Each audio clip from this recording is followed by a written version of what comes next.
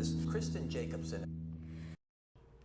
Have you ever tried to change something, like maybe leaving a toxic work environment or starting a regular exercise routine or to stop overcommitting?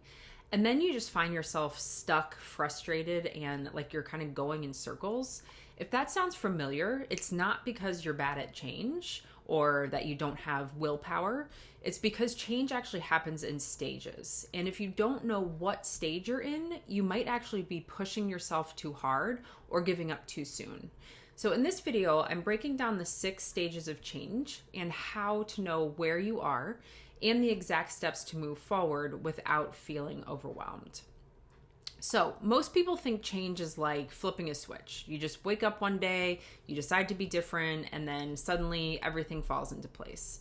But in reality, change is more like climbing stairs. You don't just jump to the top, you take it one step at a time.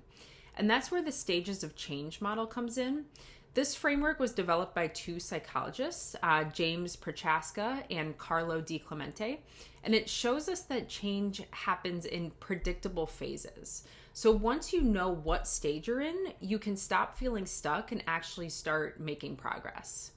So here's the breakdown of the 6 stages: pre-contemplation, contemplation, preparation, action, maintenance, and relapse. Now let's go through each one and figure out where you are right now.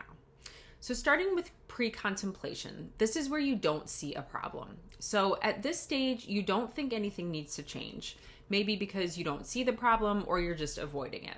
If people have told you, hey, this might be an issue, but you don't really believe them, then you're probably here. So how do you move forward? You want to start noticing patterns in your life. Ask yourself, do I keep repeating the same mistakes? Or do people around me keep bringing up the same concerns? And then you might want to just do some self-reflection and really kind of be honest with yourself. Stage 2 is contemplation. So now you're starting to realize, okay, maybe this is a problem, but you're also stuck in that analysis paralysis. So you're weighing the pros and cons, thinking, is it even worth changing? So how do you move forward in this I think I need to change stage? Write down the pros and cons. What do you gain by staying the same? What do you gain by changing?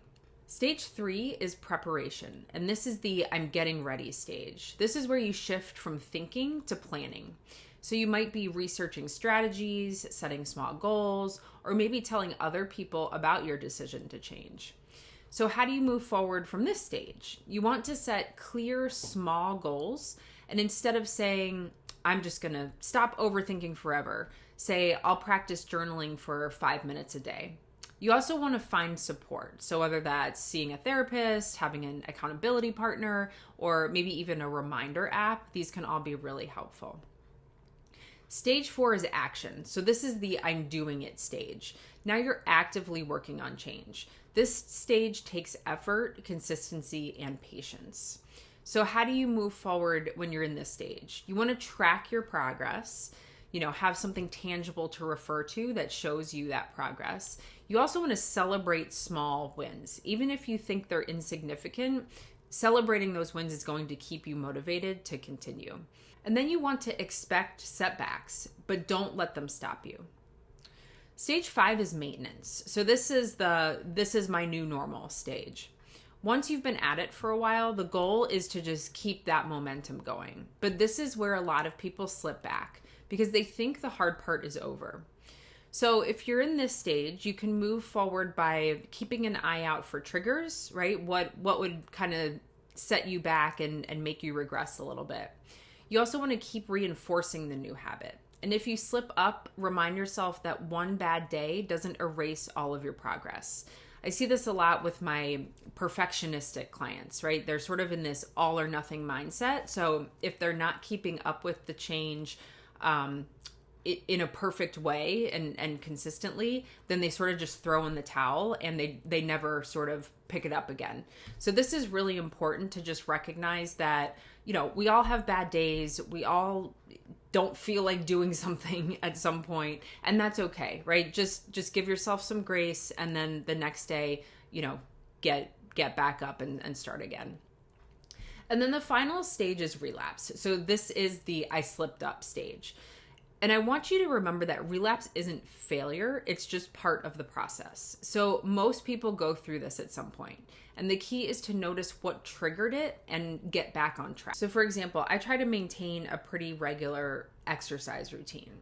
But I've noticed that if I go on vacation for a week, that's a big trigger for me because I know myself well. I'm not going to exercise while I'm on vacation. And then I get back and it's really, really hard to sort of get back in that groove. So there have been times where I have relapsed and I've just kind of stopped working out for a while. But just being aware of those triggers and, kind of having that mental accountability to know that, okay, I'm not going to engage in this change during these specific circumstances.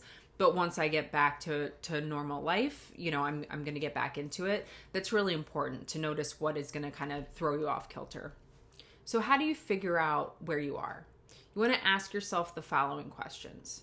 Do I think I need to change? Am I thinking about it, but not ready?